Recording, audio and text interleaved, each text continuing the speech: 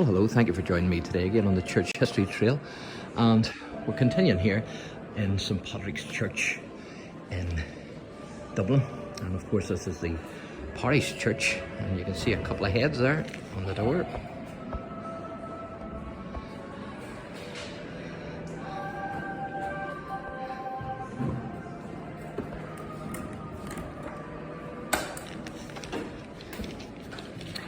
And where we're heading tonight is we're heading to General Frederick Hermann von Schomberg.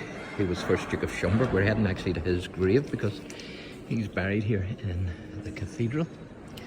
And also King William III held service here after the Battle of the Boyne. And so the chair that he sat in is still here as well. And so Frederick Duke of Frederick Duke of Schomberg was killed at the Battle of the Boyne on the 1st of July 1690. And there's actually a stone marker in the area where it is believed that the general actually fell at the recreated village of Oldbridge. And so the general was killed then at that famous battle. And it's said that he was killed after crossing the River Boyne, slightly ahead of the French Huguenot foot soldiers. But as the 75-year-old general, because that was his age, was actually trying to rally the troops, and he was cut down. And there's a bit of uncertainty about who actually struck the blow that killed the Duke. Some say it was a Jacobite lifeguard named Brian O'Toole. Some say it was Sir Charles Take, an English Jacobite, or even being shot by one of his own Huguenot soldiers by accident, as has been suggested. And so King William had the general buried in St Patrick's here.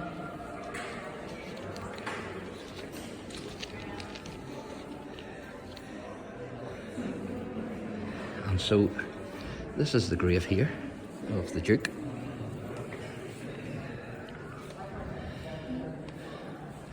Duke of Schomberg.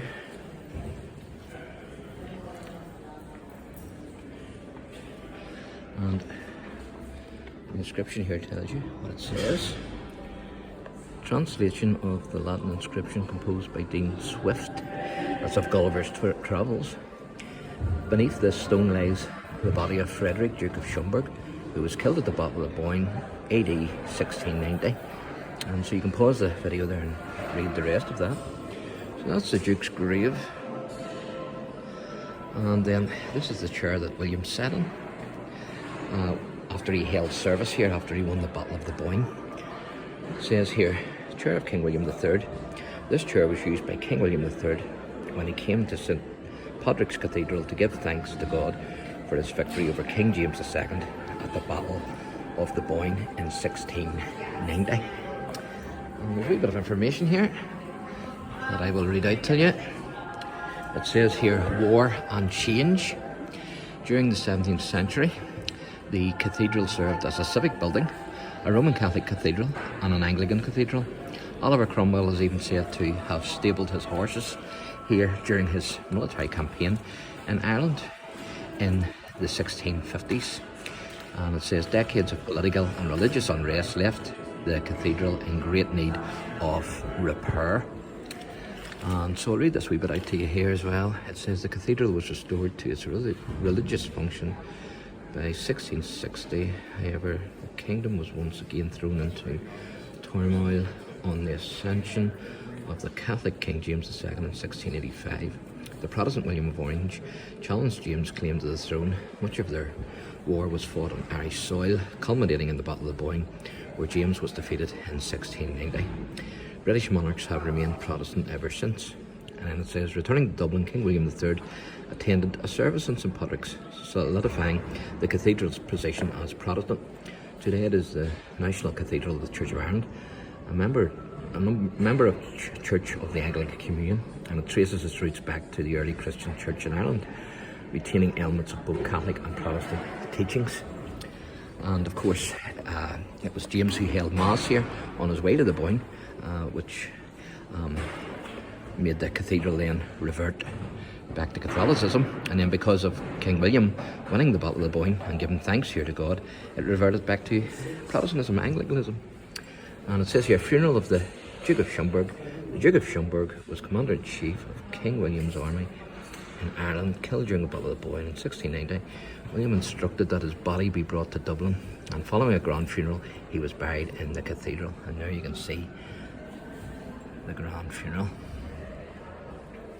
Jonathan Swift said, and it was him that translated the Latin, it says, in Ireland we have enough religion to make us hate, but not enough to make us love. Jonathan Swift, thoughts on various subjects from miscellaneous. So, quite amazing, isn't it? And that's the burial markers there. That's the one I done in another wee video of Lord Lisburn, the cannonball that killed him. It says burial markers hanging just above the altar space in the choir. This cannonball marks the spot where Adam Loftus, grandson of Dean Adam Loftus, 1564 to 1567, was buried following the siege of Limerick in 1691. It is said to be the cannonball that killed him, and I showed you that in another wee video, so you can check out that one.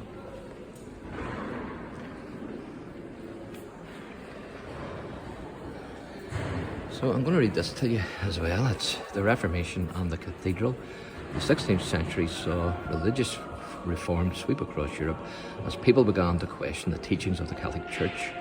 Henry VIII was King of England and Lord of Ireland at this time, when Pope Clement VII refused to grant an annulment of Henry's marriage to Catherine of Aragon.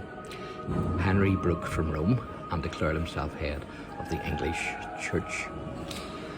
And so you can pause the video if you want and read the rest of that. So there you go. So I'll give you a review of the chair, King William's chair, and Schomberg's grave again.